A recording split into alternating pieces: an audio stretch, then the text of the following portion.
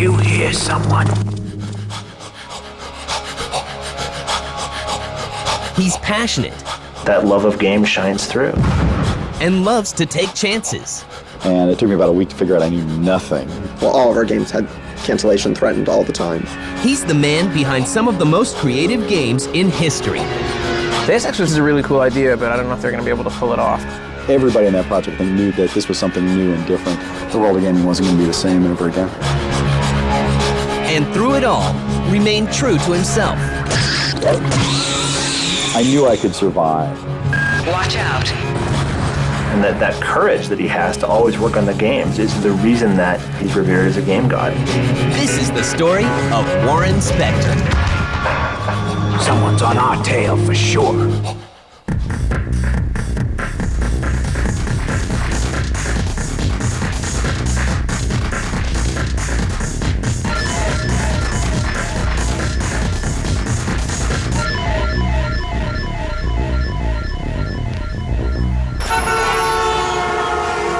Born in Manhattan in 1955, Warren Spector's early love helps to shape his career. I was a film freak from the time I was a little kid. Spent most of my time in the dark alone, which is kind of strange, but there you have it.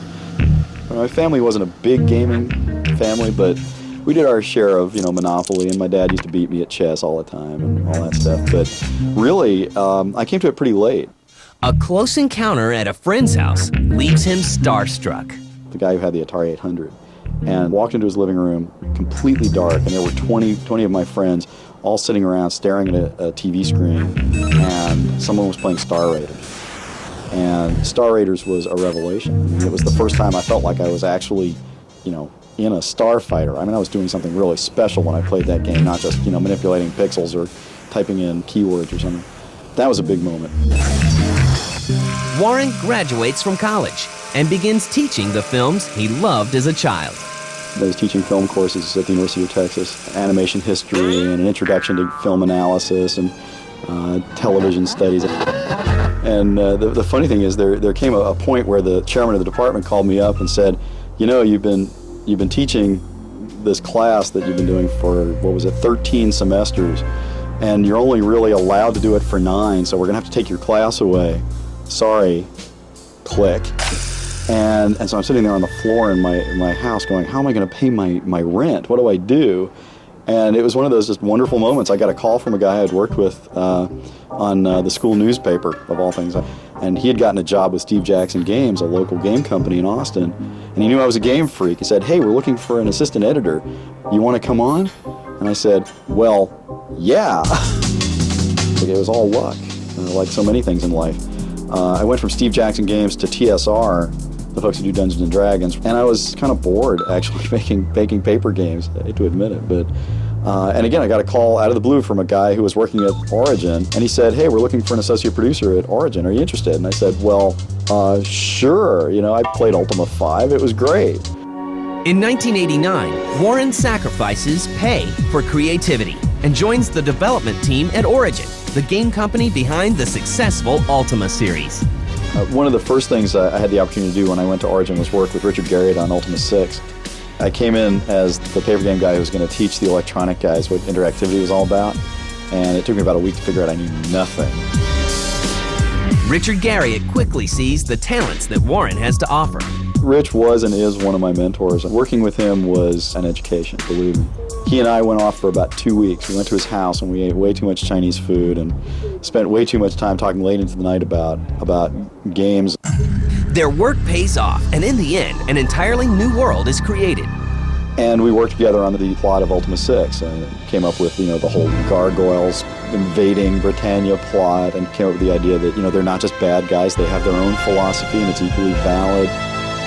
So it was an immediate immersion in the idea that games don't have to be just about killing. Ultima VI, The False Prophet, is released in June 1990, and fans praise the game as another great addition to the Ultima series. Creating that kind of gameplay, that rich sort of world, and the multiple solutions to problem stuff that was a part of Ultima's even back then, that was my grad school.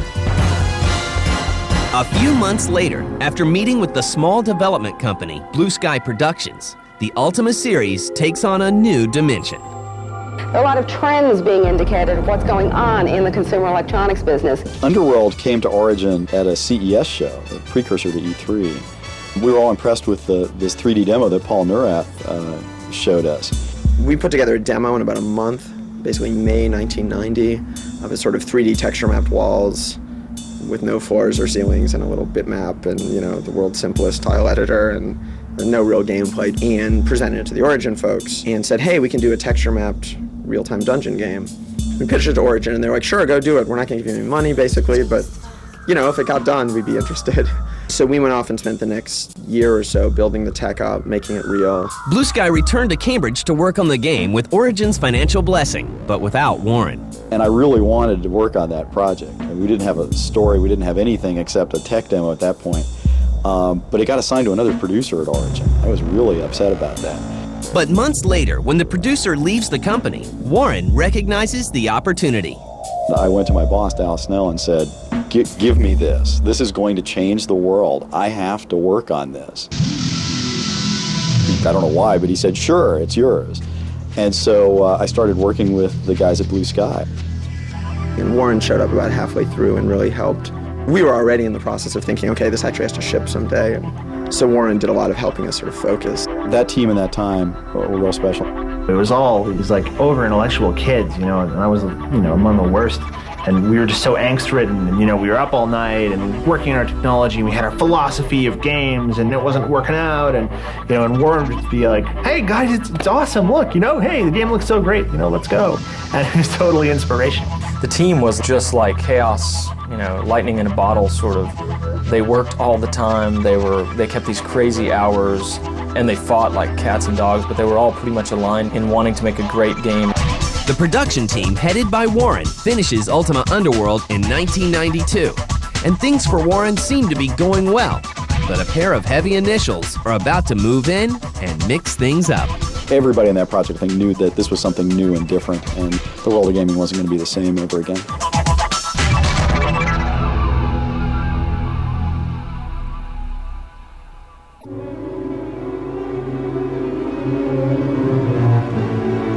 Ultima Underworld, The Stygian Abyss, ships to stores in 1992.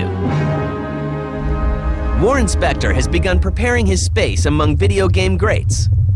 Ultima Underworld's unique gameplay and innovative visual style earns praise from both critics. The magazines loved it, it got great reviews. And players. When I first saw the Underworld games, I was actually a software tester in Cambridge, and everybody was gathered around somebody's cube over in customer service, so I went over there and, what's going on, what's going on? That was one of those moments, like the first time you see a 3D game, you know, the first time people saw Mario 64, or the first time you saw good-looking sprites on a 16-bit, like when you saw that, it was like, there's like a whole world in there, so it was pretty amazing. It felt like a real world, and you know, you could get a stick and some string and go fishing and make popcorn by throwing corn on the fire. Like, it was really cool. But for the rest of us, it really set that agenda of, wow, this is really powerful. You know, we can do this thing you can't do in a book, you can't do in a movie, and this is really empowering. Ultima Underworld sells 500,000 units. Its success leads to a sequel, Ultima Underworld II: Labyrinth of Worlds. But after 2 trips into the dungeon, Warren starts looking for a little shock to his system. After Underworld 2 wrapped up, I was sitting around with Doug, and we were just saying, man, we are so tired of doing fantasy games. Well, gee, should we set it in the space station? Should we have it on the moon? I mean, who knows where it was going to be. So I think Warren felt a little more, I mean, all of us felt a little more ability to kind of do what we wanted to do and not think like, well, how would an Ultima make this? It was more like, oh, so how's our crazy space station work anyway? System Shock, an open-ended role-playing game, is a chance for Warren to integrate many of his ideas into one game. System Shock actually introduced a lot of things that seemed pretty innovative. It was one of the first games that I know of that was a role-playing game in it, a real role-playing sense. System Shock definitely felt like a revolutionary game. Once you get into games like that, the highly interactive games with a high degree of object density in the world, things that you can play with or interact with, things that respond to your presence, other games just don't cut it after that. In March 1994, Blue Sky Productions becomes Looking Glass Technologies and releases System Shock with Origin as the publisher. But gamers aren't so open-minded about the open-ended gameplay. Wow, this game is slow. The controls are too complicated. I don't get it. Is this a role-playing game or a shooter? Hey, why didn't you guys just do Doom? It sold way better. Or why didn't you do a story adventure game? You know, that's what I thought you were doing. That was like a large body of people responding to. And then there was a small category of person who utterly understood what we were doing creatively. It once again got enough critical reception and enough people telling us what they liked that it certainly kept us motivated to keep going. I think what they were doing is like laying out a sort of architectural plan for open-ended, first-person perspective RPG hybrids, basically. System Shock sells well, and work on a sequel begins immediately. Watch out. I'm getting strange readings. Take cover. In 1992, Origin is acquired by game giant EA, Electronic Arts, for $30 million. With EA's deep pockets behind them, the pressure is on Origin to deliver, and Warren had everything to lose. Get through a secure airlock before you're sucked into space. Move it! You got to swing for the fences. You need a home run. It's a hit-driven business. Because I didn't want to be making home runs, and I didn't want to spend, 5 years and $13 million making one game and praying it was a hit. I wanted to do low-budget things that came out in shorter timelines, and the risks were lower, and where I made a little bit of money for somebody on a constant basis. But I realized it was time to move on. EA went through a period of not really wanting to do anything first person. They just didn't really believe in it. I mean, even System Shock sort of had, well, all of our games had cancellation threatened all the time, but System Shock in particular had a lot of, oh, why are we doing this? This is a waste of time. In the background, Paul Neurath, who I'd been working with for years, he'd been asking me to sign on with Looking Glass, leave Origin, come sign on with Looking Glass. They asked me to come on as a producer, they asked me to come on to run development, they asked me to just come and work with us. About it. So all of a sudden, I was on the hook because, EA had told me they didn't want to make the kinds of games I wanted to make. And here's a guy offering to set up a studio, or let me set up a studio, in my hometown. So I get to do the kinds of games I want to make, working with people I love. Well, okay, let's go. Warren leaves Origin to work full-time with Looking Glass as a producer on their role-playing games. Welcome aboard, soldier. His first order of business? A game in development called Thief. We didn't understand Thief at the beginning. I mean, Thief went through 2 alternate designs that were sort of more story-based, larger scope, less focused. And we kept struggling with how to make the story work. It was the beginning of a very long education. I kept telling those guys, you got to stop making games by and for MIT grads. There are only 10,000 of you in the world. So the fiction changed, and it ultimately did become Thief. The time is ripe for a bit of burglary. Thief was, we're going to give you a tiny tool set, you're going to be a thief, we're going to give you everything you need to be a thief, in as much detail and however you want. And that's all we're giving you. End of discussion. They would send me copies of it and stuff. And I was just immediately blown away. Like I had heard them talking about it for years. That shot was meant for me. Just the introduction of very analog stealth gameplay where the guards' perceptions were based on light and shadow. Yes, I'm sure it was Garrett in the window. He's dead. Let's head back now. Very creepy, very immersive. I loved it immediately. Looking Glass had a lot of kind of forward-thinking people. Did you hear someone? Being able to see that stealth is this really powerful thing that can build tension. Stop. Is someone following us? In a way that a lot of pure adrenaline rush can't. But Warren won't get a chance to finish the game that he's helped parent. Let me be clear about one thing. I left Looking Glass before Thief shipped. I'm spotted. I left, and I started shopping around, another proposal. And what Warren has planned next will push the envelope even further.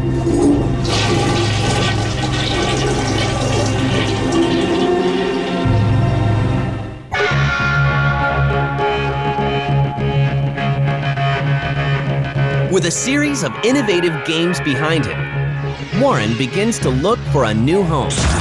John Romero called me and said, don't sign that. I told him it's too late. It's too late. He said, I'm going to let you do the game of your dreams.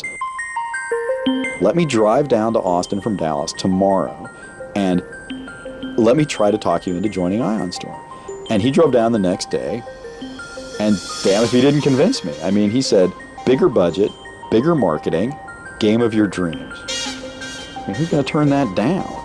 In the fall of 1997, Warren moves to Ion Storm, where his first order of business is to surround himself with the talent he needs. Sometimes I deserve more credit than I get, sometimes I deserve less credit than I get, but the one thing that is absolutely true is that no one person makes a game. This is the most intensely collaborative medium I can imagine. We're making the kind of games that hardcore players really want to play. While building a team, he starts planning what the game of his dreams will look like. I put together a 30-page pitch proposal for Deus Ex, flew to London for ECTS in '97, and presented it to the executives there, and I put together a budget, and they said, great, okay. I didn't hear from them again for years. It was an unbelievable opportunity. With the full support of IDOS, Ion Storm's parent company, work begins. Ion Storm Austin started off with a bang, working on Deus Ex. No one at the time really knew what kind of game we were making. Like, the team basically sort of diverged into three factions. One group was more or less convinced that we were making a shooter, you know, like a Daikatana. Another percentage of the team thought we were making a really true dogmatic RPG like an Ultima or something. And then about a third of us knew that what we were doing was something sort of like Underworld or System Shock. And there was a lot of conflict about that. I think in some ways it hurt the game, but in other ways it helped. Getting all these different people with their different viewpoints together and in conflict pulled the game in directions it wouldn't have gone otherwise. By June 2000, Deus Ex, Warren's dream project, is ready to be shipped to stores, and Warren holds his breath. You know, the day we shipped, I was just like, I have no idea how this is going to go. I have no idea if people are going to love it or hate it. If people compared our combat model to Half-Life, we were doomed. If they compared our stealth model to Thief, we were doomed. If they compared our role-playing to a Baldur's Gate, we were doomed. But if they figured out that they could do anything they wanted, if they realized they had that freedom, and it wasn't just a damn shooter, we were going to rule the world, or at least change it a little bit. And players got it. Just the notion of being able to go through the game in different ways, and whether you want to kind of use violence or stealth and that kind of stuff, and just the whole plot. And it was like, this is a neat idea, but like, I've heard neat ideas before that just totally fail. And then when you actually played Deus Ex, it was like, it worked. He did it. Deus Ex wins countless Game of the Year awards for its hybrid gameplay, something gamers had never seen before. Gamers are also being discerning, wanting multiple options to what they do in their games. So that means bringing in what might have been old school adventure elements, but tying that in with current vogue action sequences or special effects or role-playing elements. Just spotted a sniper in the tower. Even now, I don't even know what to make of it. Everybody puts it in their top 10 games of all time. I don't even know what to say. But its incredible success is almost overshadowed by the storm brewing in Ion Storm's Dallas offices. Ion Storm was a mixed bag. It's really seductive. The inmates running the asylum seems like a great thing. In the end, it didn't quite work out so well. Oh, sorry, my mistake. I mean, the whole idea behind Ion Storm was let creative people do creative things, get out of their way. And up to a point, that's great. And I'm enough of a business guy or a management guy that I could pull it off. I think they had a little more trouble in Dallas. That's pretty much all there is to say. On July 21st, 2001, John Romero resigns and Ion Storm Dallas closes its doors. Undaunted, Warren keeps Ion Storm Austin open and helps refocus on a sequel to the Deus Ex game in late 2003. Warren also begins to think about using his experiences to do some good in the game community. I got involved with the IGDA about 3 or 4 years ago. And the idea of an international association, a community of game developers, working professionals and students who hope to become working professionals or analysts. I just think that's vitally important. Glad to know you. What can you tell me about what's going on out there? There's too little talking in this business. Warren's innovative game designs and the talented teams he works so hard to cultivate continue to influence the industry. Warren's biggest ability is to say, yes, that's good, but now how can we make it better? Just be patient and remember your training. Let's get creative. Let's think about these things. So him being a very creative person just influences everyone around him to take it to the next level. Good work. He's spoken so much about where games should go in the future. Deus Ex has won over such a more mainstream group of people that it's been really cool to watch Warren get his due for leading games. Oh. He's revered as a game god, and it's not an easy thing to have. It is not an easy thing to have. When I look back at 20 years in game development, I'm stunned that I've survived that long. The thing I'm proudest of is the opportunity to work with so many great people and to actually help people achieve their goals is pretty special. And doing that in a field I just absolutely love. I mean, I make games for a living. You know, I mean, what could possibly be cooler than that?